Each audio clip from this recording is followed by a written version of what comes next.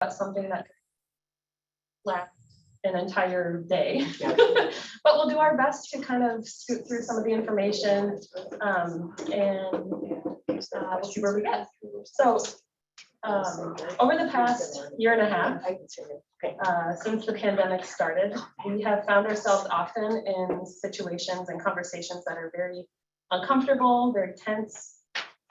We have sometimes found ourselves in conflict with people who we care deeply about, and sometimes feeling lost and worried about how can we remain in relationship while holding such vastly different beliefs from others about the critical issues that we're facing: COVID, masking, vaccines, social distancing.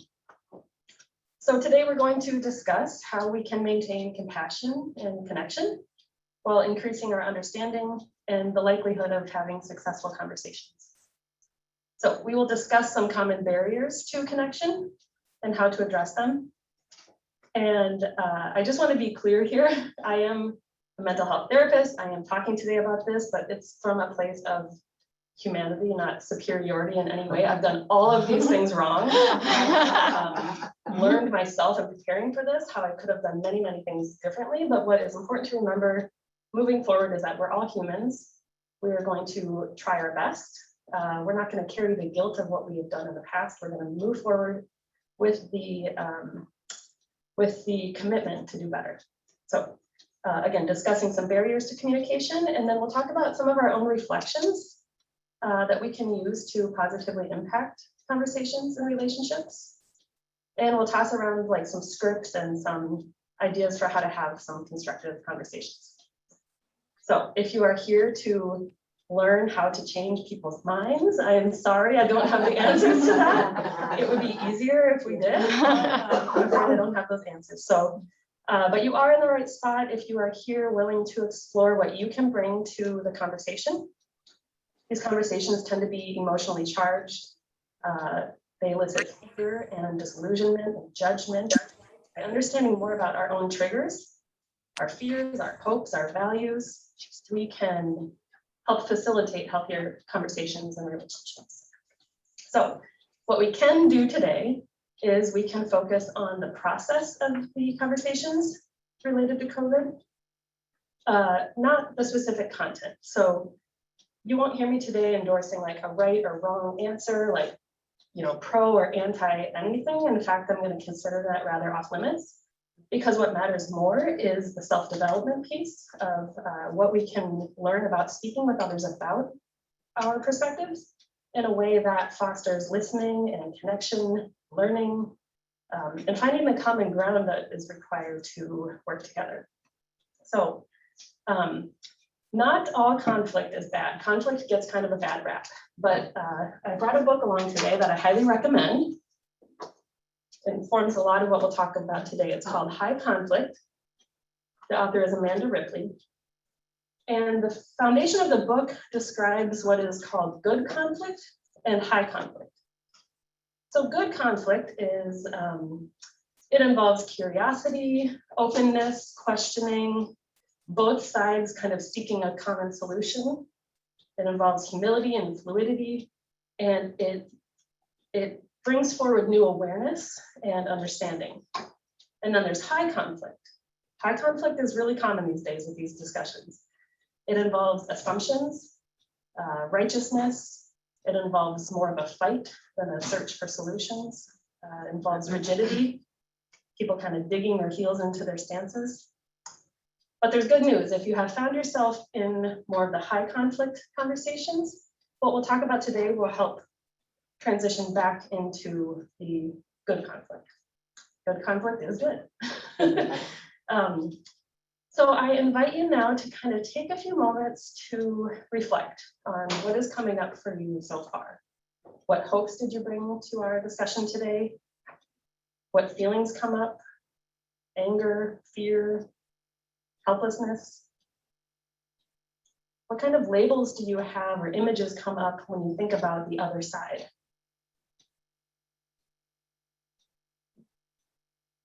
Give me a few moments to sit with that.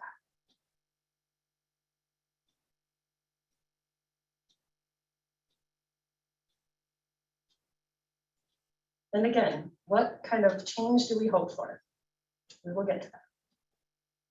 The issues that we are discussing that are facing us today, again, with the vaccines, the masking, the social distancing, the political stances, they're very polarizing. We are not talking about superficial issues like Vikings versus Packers and Pepsi versus Coke. It is life and death scenarios.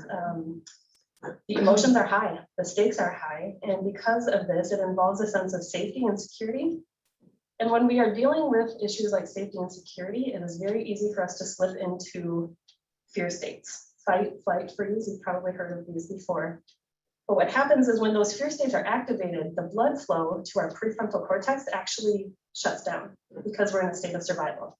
We don't need to think about, conversation and all that. We just need to get away from the stressor, right? And so when our fear states are activated, this prefrontal cortex loses blood flow, and it's responsible for the higher level processes like critical thinking, problem solving, listening, communication, all of these things that help facilitate healthy conversations. And so we need to make sure that we're doing what we can to stay in our most grounded state and to help the other person who we're speaking with do the same. Remember that this is a emotional values conversation. So we're not going to bring the data. We're not going to bring the articles. We're not going to talk about numbers because we have kind of two different sides of our brain, right brain, left brain.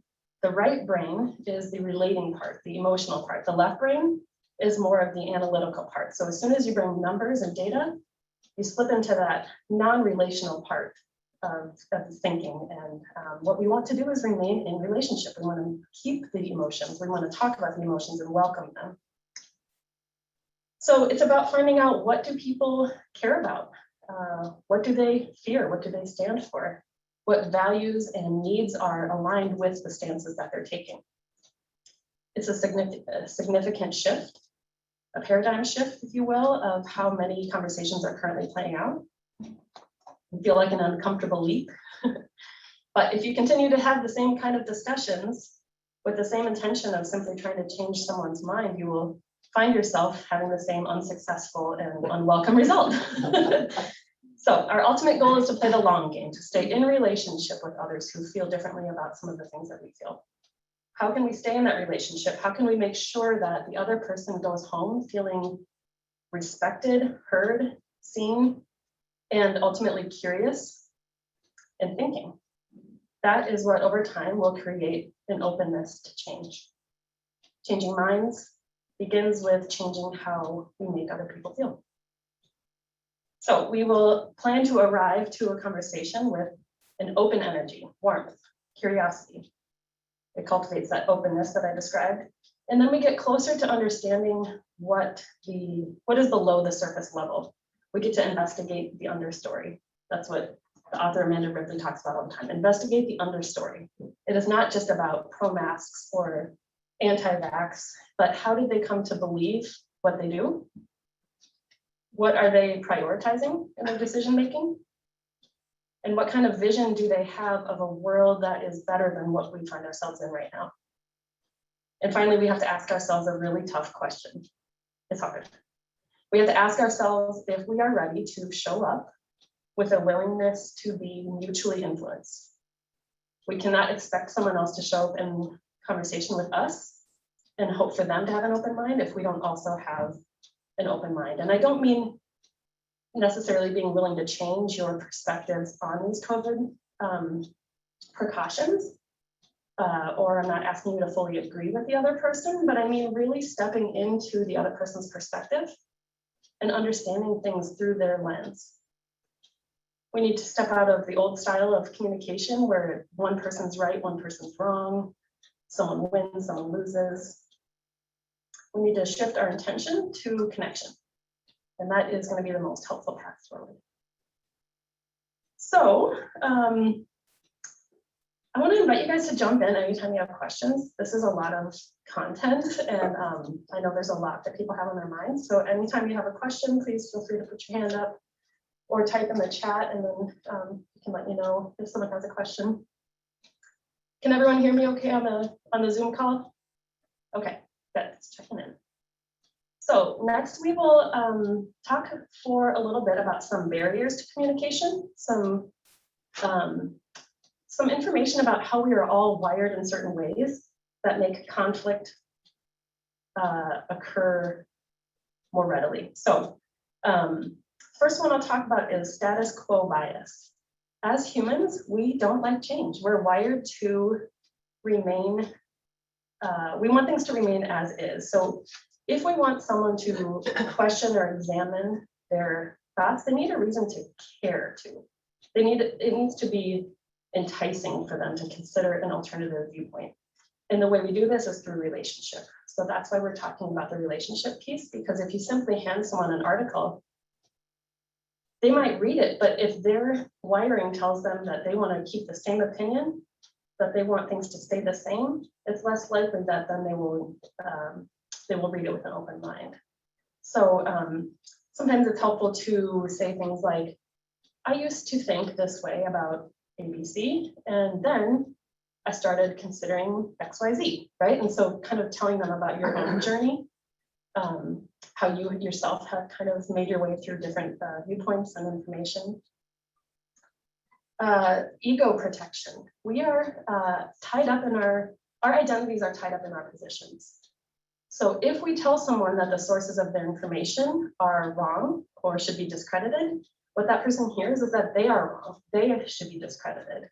And so we need to gently talk about misinformation.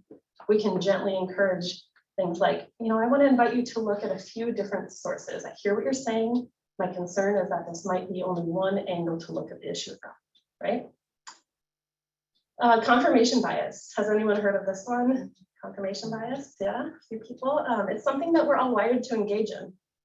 It means that we hold a working theory about something or on an opinion or a matter, and that we more readily accept information that supports that theory than we do information that rejects that theory. So a common example that I use to illustrate this is if I was driving here, if I was driving along Highway 7 and I saw a crew of people picking up litter along the highway. If my working theory is that people are generally good, generous people, I will drive by and I will say to myself, that is so awesome. These people are so generous. They're giving up their time and their energy to clean up our earth. If my working model is more like people are selfish, I would look at that and I would say, gosh, people are so selfish. They throw their litter on the ground just expecting that someone else will pick it up. It's the same scene, but different interpretations. And so we collect proof that what we think is the right thing. Even when we're both looking at the same situation, we can be seeing it very differently. So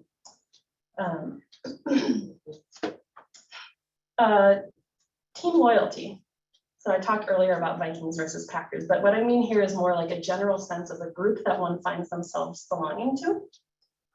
They are more willing to trust information that comes from that group than to trust it from someone outside of that group. No surprise here.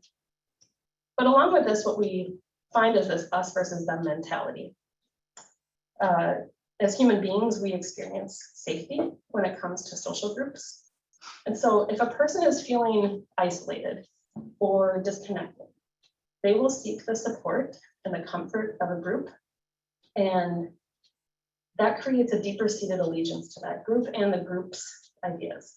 So it becomes problematic when their identity is so deeply wrapped up into a certain group, pro-vax, anti-vax, whatever it may be, that a request to shift their way of thinking, shift their beliefs, shift their mindset, essentially becomes a request to shift their sense of safety, their sense of allegiance to the group. So they will prioritize that allegiance to the group because that feels safer than switching their mindset.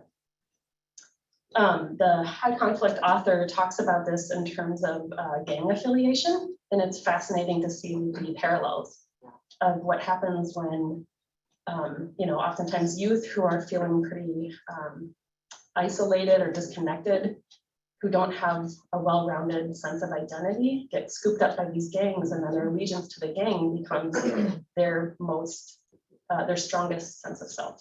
So Again, another push for the book. A note here about something that happens often in conflict. It's happened since the beginning of time. You can see it prevalent in any war that happens, is the concept of dehumanization. And so seeing the other side as non-human. And again, our goal here is to stay in relationship with others.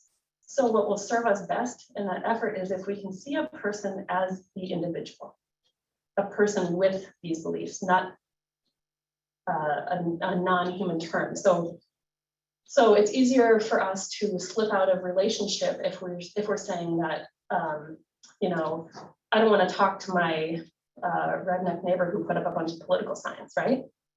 It's harder to say, I'm not comfortable with the political signs that my next door neighbor Randy put up, right? Or I'm not going to Thanksgiving because I don't want to hear what that liberal snowflake has to say about vaccines, right?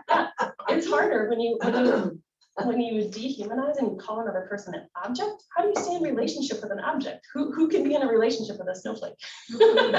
Right? And so we want to make sure that we're not labeling someone for the group that they seem to be part of, but seeing them as that individual. And by doing so, or the way we do so is we, again, see them as the individual. We try to identify shared values with them.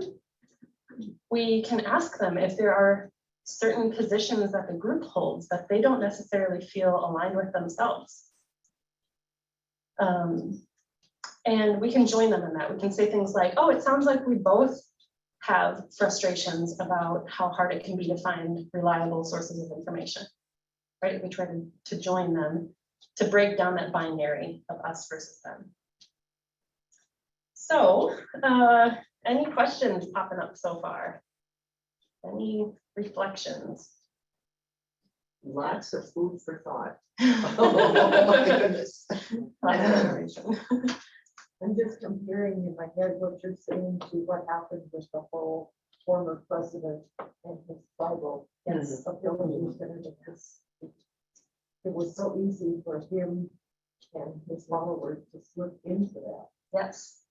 Yes. For the Zoom listeners, if you couldn't quite hear that, the comment was that it's really apparent how some of these us versus them mentalities were playing out in the recent election and some of the political situations.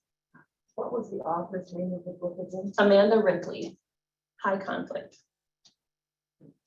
I actually listened to it first on Audible, and it's probably the easiest book I have listened to on Audible, I have to say. She presents it like a podcast. It's really easy to listen to. But I needed the hard copy too because I'm kind of a person who likes to look back. Yes. I was going to say that sometimes we're looking at this as a problem to be dealt with. Mhm. But looking at the last president, and also people like Hitler, you know, they use this as Yes. advice Yes. as well.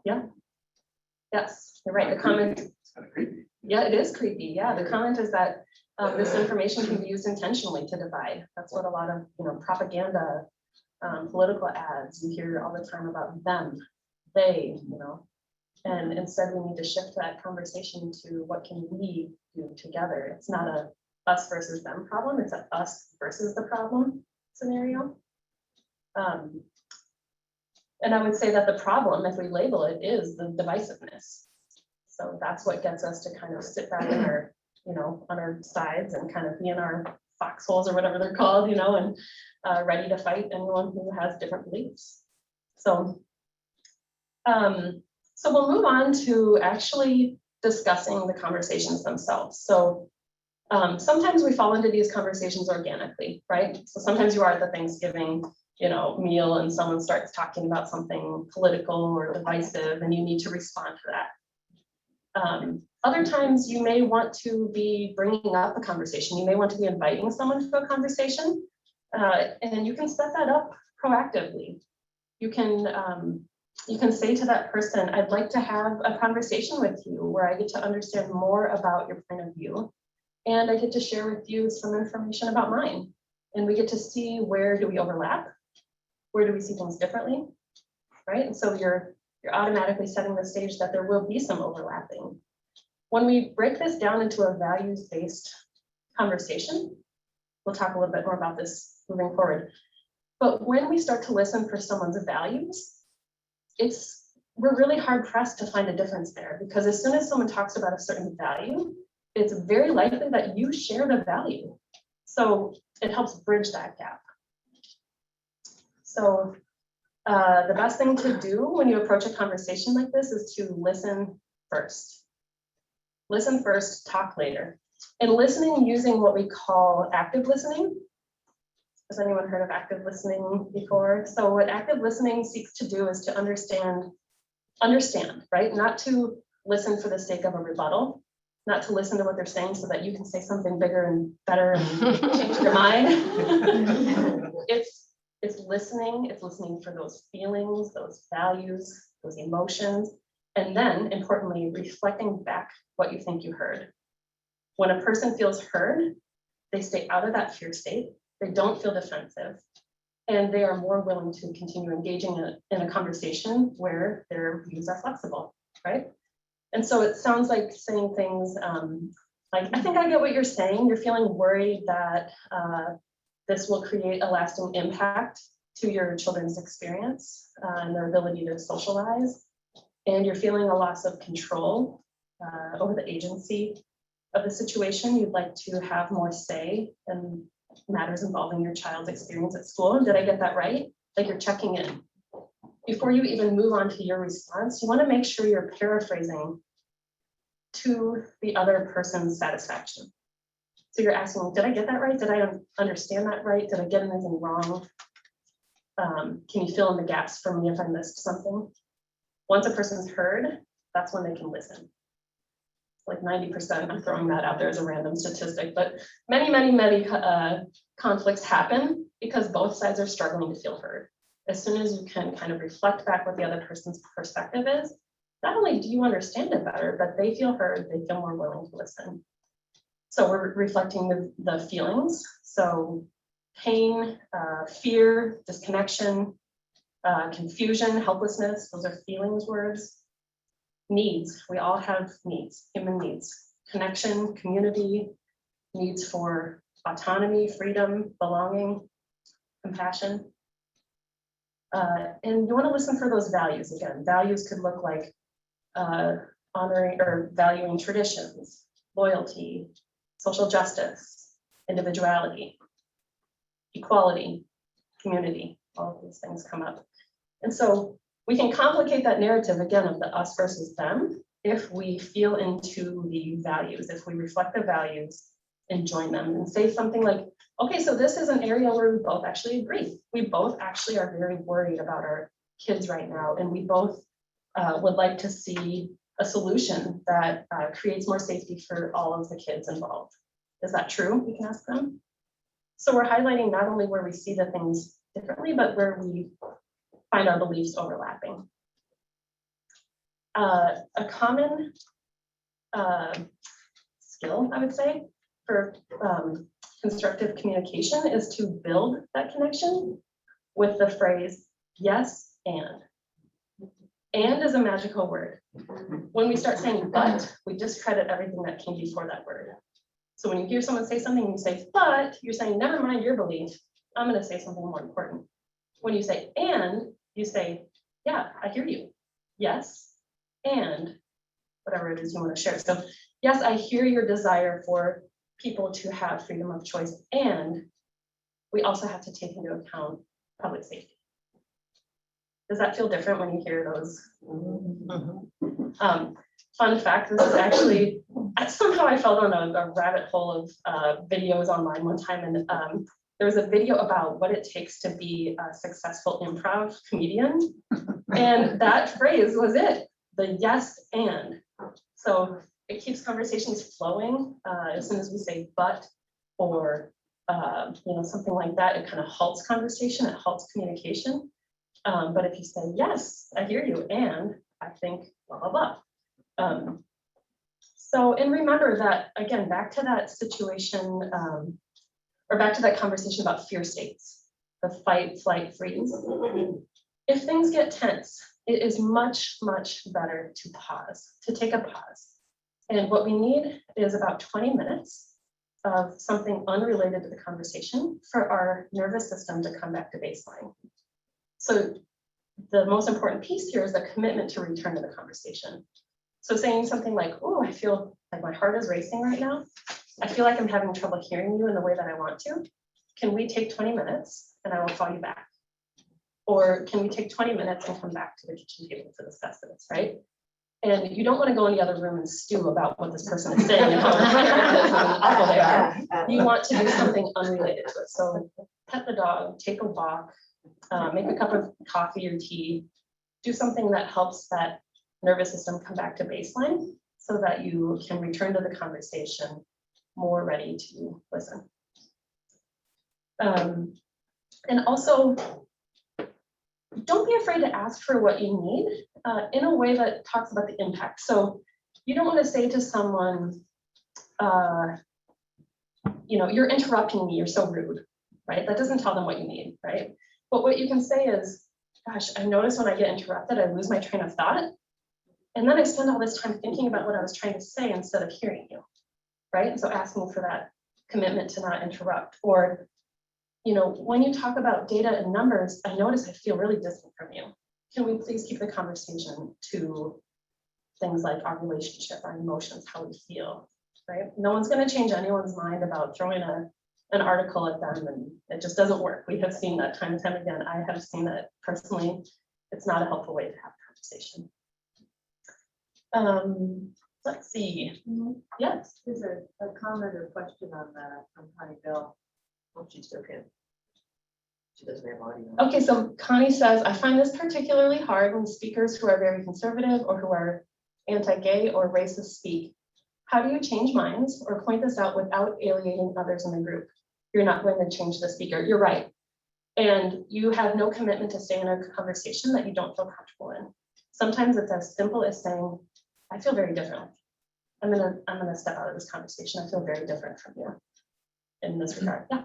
I noticed that you're using UI carefully, maybe, but it comes through to me. So instead of saying you're doing this, you say I feel this. Right? I hear you saying this. I think that's very instructive. And I was kind of concerned about, and I was concerned about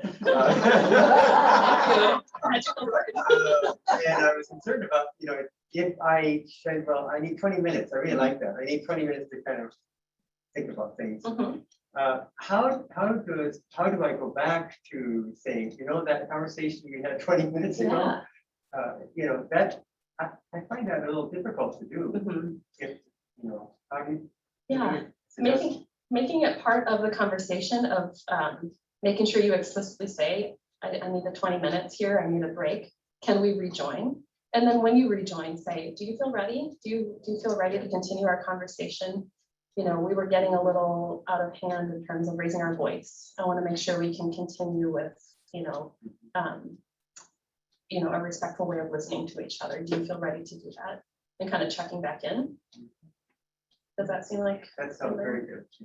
So in other words, I'd like to see how they're doing. And so I know how I'm doing. I'm not feeling very well, but I like that, checking in with them. Yeah. And they may say, well, I'm doing fine, or they may say, maybe not right now. Yeah, and then you can commit to another 20 minutes, or we just want to try to keep it within 24 hours.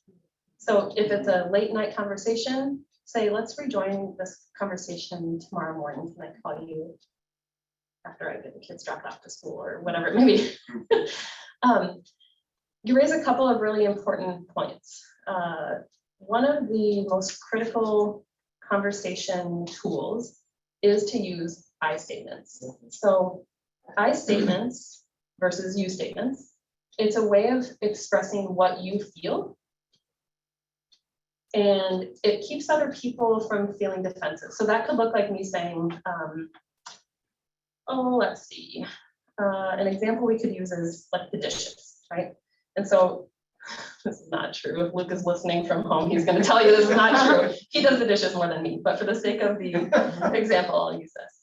So if I were to say, if I were like, thinking, gosh, I have done the dishes so many times. I'm the only one who does the dishes around this place.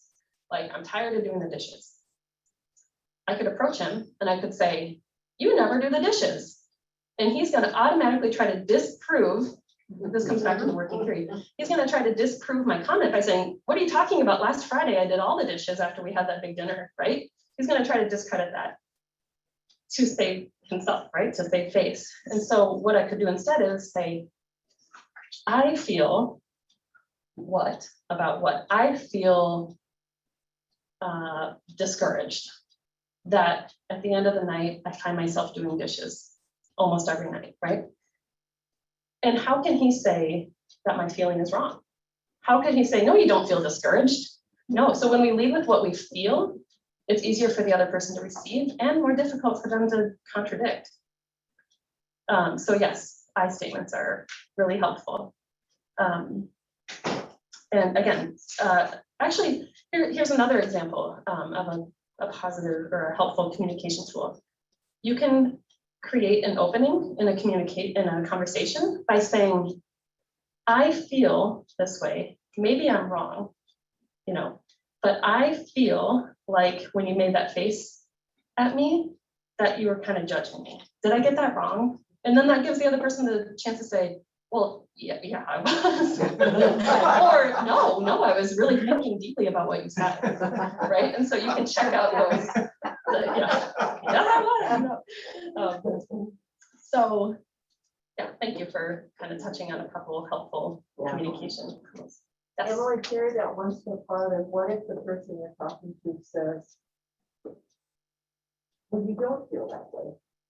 Because I've had that happen. Sorry, can you say that again? Oh, carry it a step farther. What do you do if the person says, no, you don't feel that way? Oh, Yes. then it's time to pause the conversation, right? Then it's time to say, well, I'm afraid I'm not being heard or understood. I am feeling this way, and it's going to be really important for me to know that you understand that before we continue a conversation. Yes. In the creationism evolution conflict, the creationist advocates often challenge the scientists to a debate. Mhm. And most often, scientists say, I'm not willing to debate with you because that suggests that there is a debate. Yeah. Mhm. And so the larger question, I guess, to me is, what is the relationship between respecting somebody Mhm. and being willing to listen to them? So that feels to me like, on some levels, like condoning what they're doing or they're saying. Mhm. So, so are you looking to hear more about how can you not engage in a conversation that feels like it's just for debate, that it feels like one side trying to disprove or discredit the other? No, I'm going to, what it means to actually engage with somebody, Mhm. because inevitably there's an element of condoning what they're saying. Even being willing to, there are some people that I'm not going to listen, Mhm. others walk away. Yeah. But is there not a component of affirmation to move towards respect? Yeah, so how can you have a respectful conversation with someone and maintain that respect even if you don't agree with what they're saying? How can you kind of stay in that conversation without affirming what they're saying or agreeing with what they're saying? So there's a big difference between agreement and validation. So, so back to the conversation about Luke and I and the dishes, right? If he felt that in order to validate my point of view, he had to agree with me. He had to say, yes, you do all the dishes, or no, you don't do all the dishes. He doesn't have to agree with me to be able to see things from my perspective. He could say, oh, okay, I hear you. That doesn't sound fair to you. I hear what you're describing. That sounds really frustrating. I can see how you feel that way. He doesn't have to agree with me, but he can validate how I'm feeling. And so when you're in a conversation like the one you mentioned versus the science versus creationism, you can listen again for those feelings, values, emotions. You can listen, and then you can reflect that back and say, I understand why this is so important to you. I understand when you talk about this, why it is you feel the way you do. You don't have to say, I don't think you're right, or I think you're off base in that. But if you're listening with the intention of understanding, then that's what you can reflect back. Did I answer the question? As part of the continuation of the same question is, what if I simply cannot or will not respect somebody? Yeah, and then I think you can respectfully bow out of the conversation. You can say, as much as I try, I find myself having a really hard time listening respectfully. I think that we're going to see this topic very differently, and I don't think a conversation can happen constructively here. So you're still attending to the relationship. You're saying, I don't think that we can have a constructive conversation here, and so I need to step out.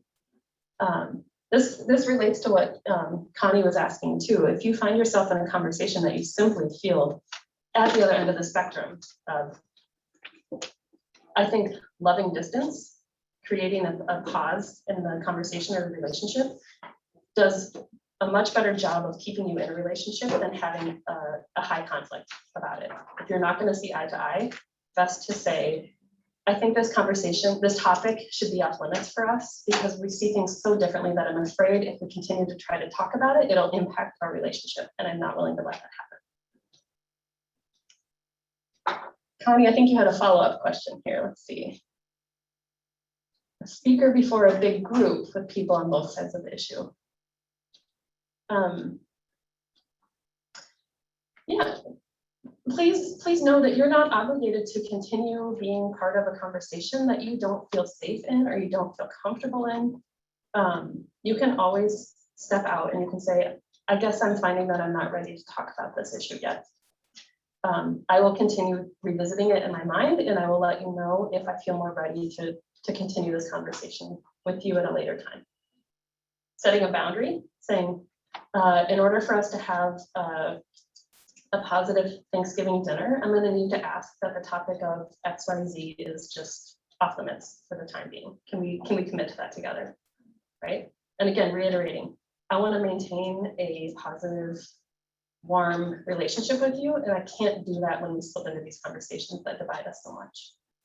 Okay. Let's see. So we want to help people. I'm sorry, Ben, I just remembered that you had your hand up. Oh, well, thank you. I think what I'm hearing is that respect is important for the other person. And I'm being personal. My brother-in-law is very hard to talk to because of our differences.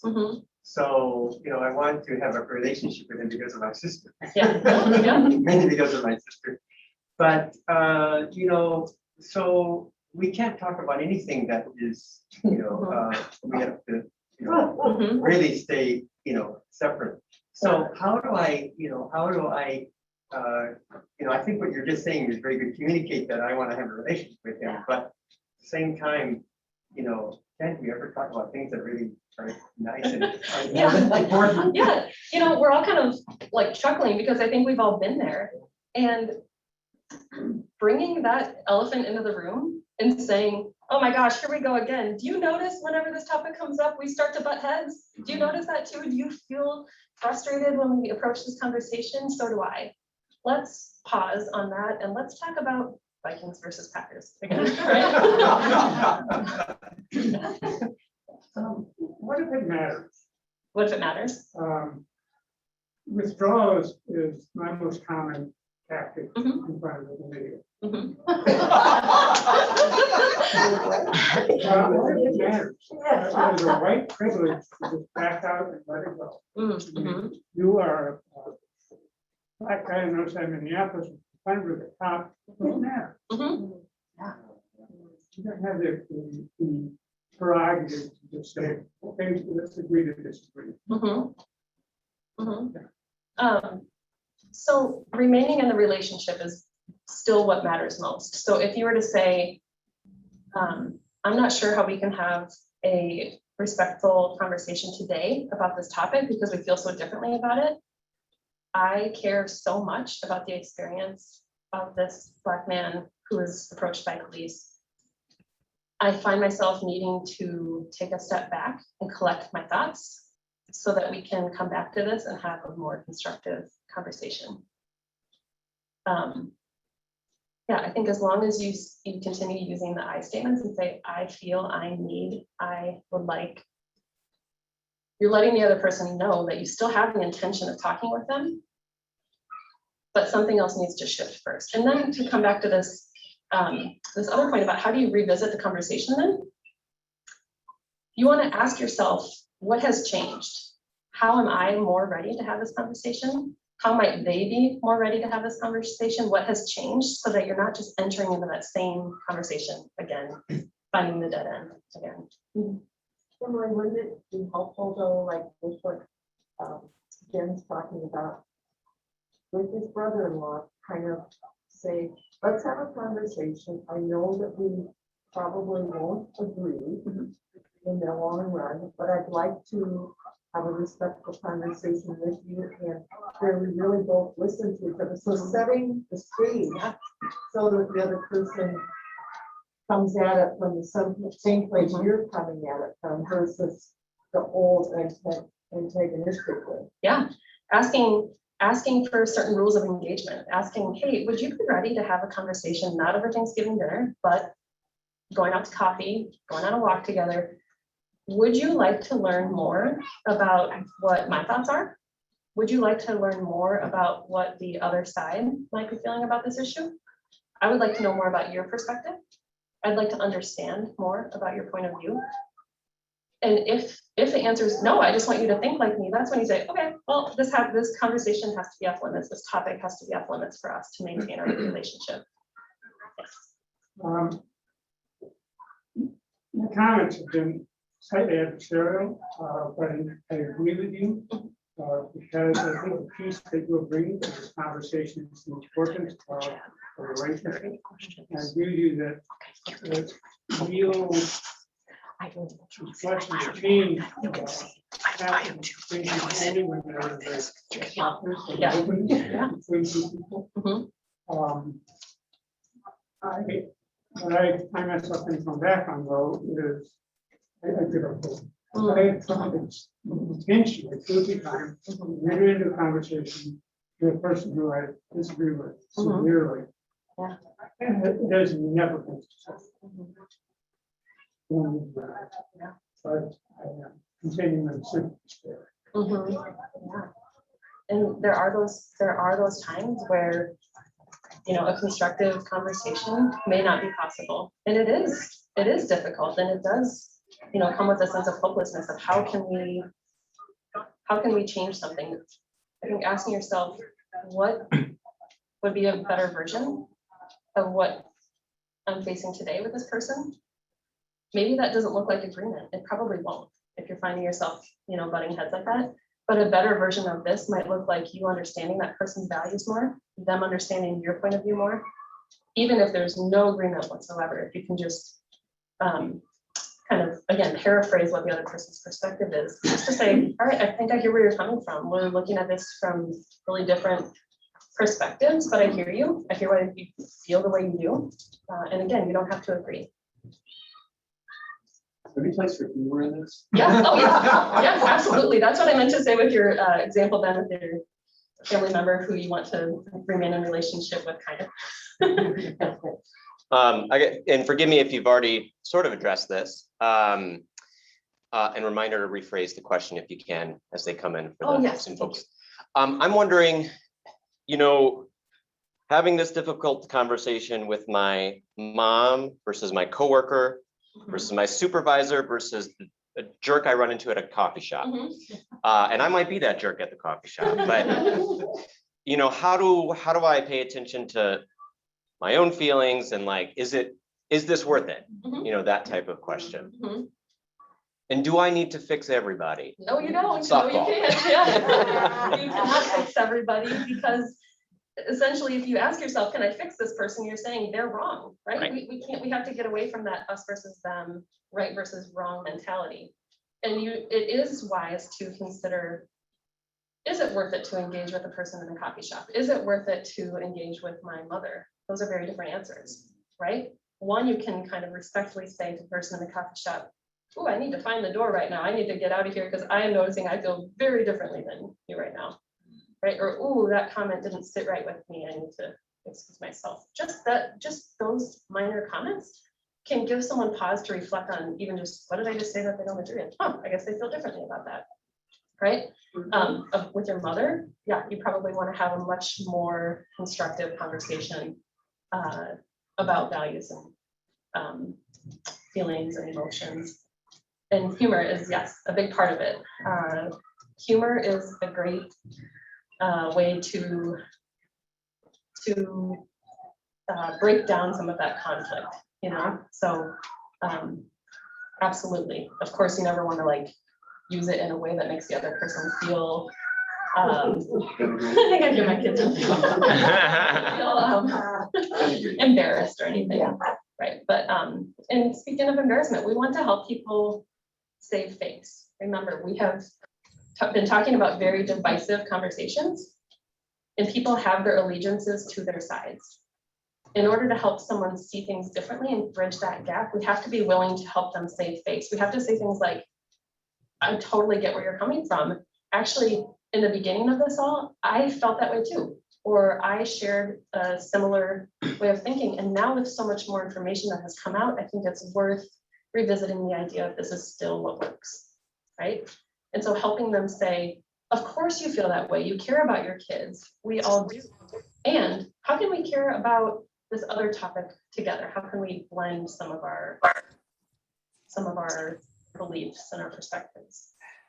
You are very unlikely to hear the words like, you're right. I agree with you. My mind has changed, right? That's not going to happen. However, if you can remain in a warm, open, curious stance, that person's going to leave the conversation with you feeling ready to reflect on the perspectives more readily. So, thank you. And remember that there are small shifts occurring every day.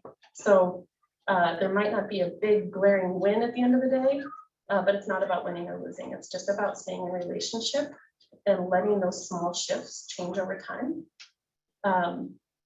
Some ways to end a conversation might be to say, can you help me see from your perspective, where do our beliefs align or overlap? Where do we still see things differently? Would you be willing to share with me something that has that you understand differently about my perspective after conversation? Right? Sharing with them what you understand differently. And yeah, as long as people feel safe and connected with you, that is when they're able to gain new insight and new perspectives. So that's the long game. That's the long goal here. And let's check in to see if there's any more questions in the. Nope. Okay. Some core beliefs are really hard to disagree and maintain relationships. That's right.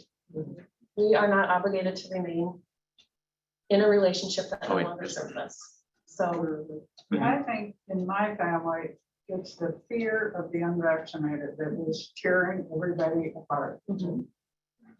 It isn't discussing anything that is way beyond. Mm-hmm. They don't want to be with somebody that is not vaccinated. Mm-hmm.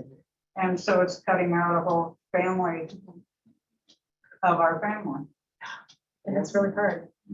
And if you can't have that conversation, it makes it even harder.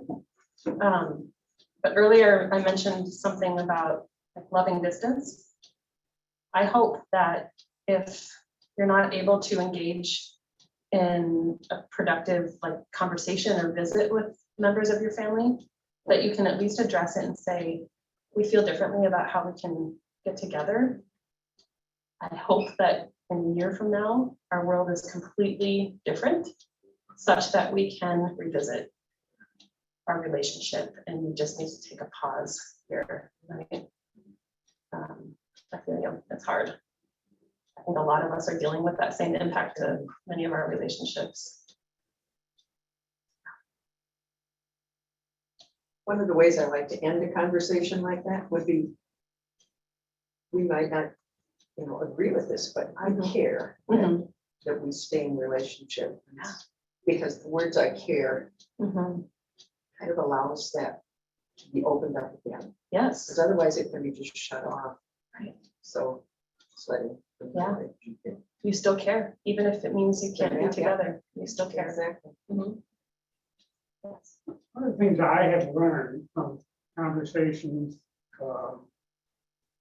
with really considerate people is that I have no clue where they're coming from. Mhm. And their ideas are so different. Yeah. And so their connections are so unfamiliar Mhm.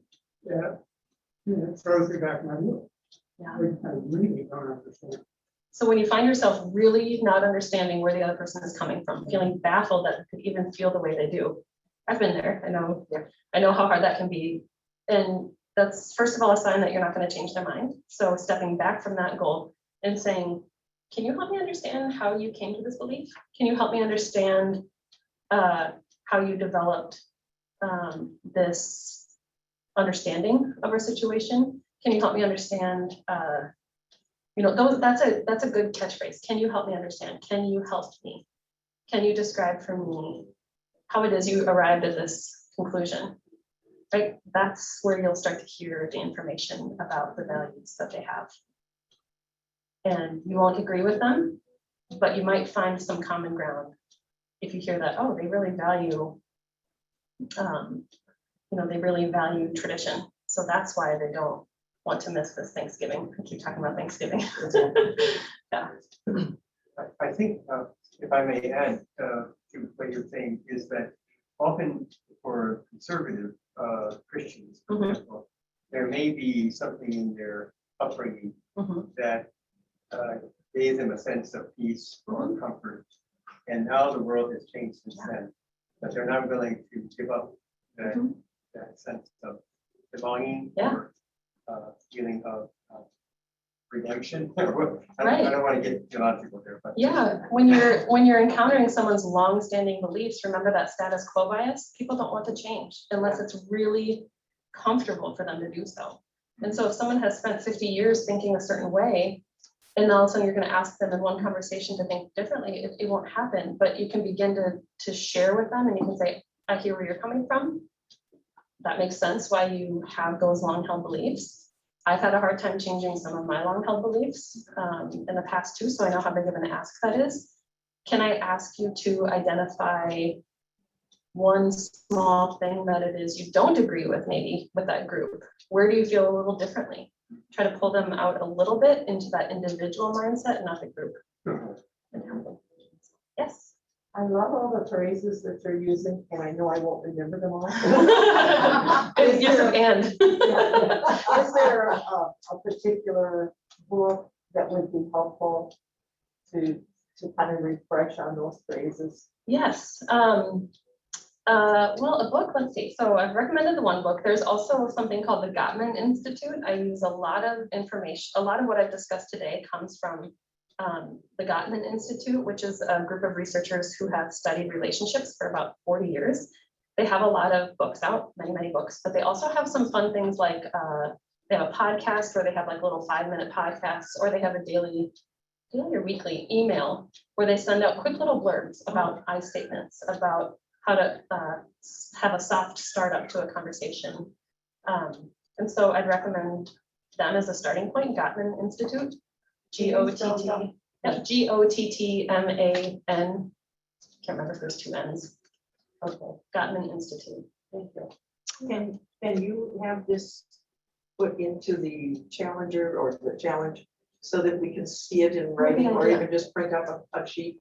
Yes. That would be very helpful. And also the books you would recommend that Yeah. perhaps even could go into our library. Oh, sure. Yes, that's a good idea. I will make sure that we can pass along these resources and Yes. information in a way that's I know I'm someone who's visual, so I need to see things in addition to hearing them too. So, and I encourage you kind of as a parting, a parting comment here that if you are finding yourself really struggling, relational conflict is very hard, and it does hit right at our sense of safety and security. And it's hard to find an unbiased ear these days to talk with someone about it. So please don't hesitate to reach out to a mental health professional for help navigating that. I can tell you that every client who I've met with over the last year and a half has been touched by this somehow.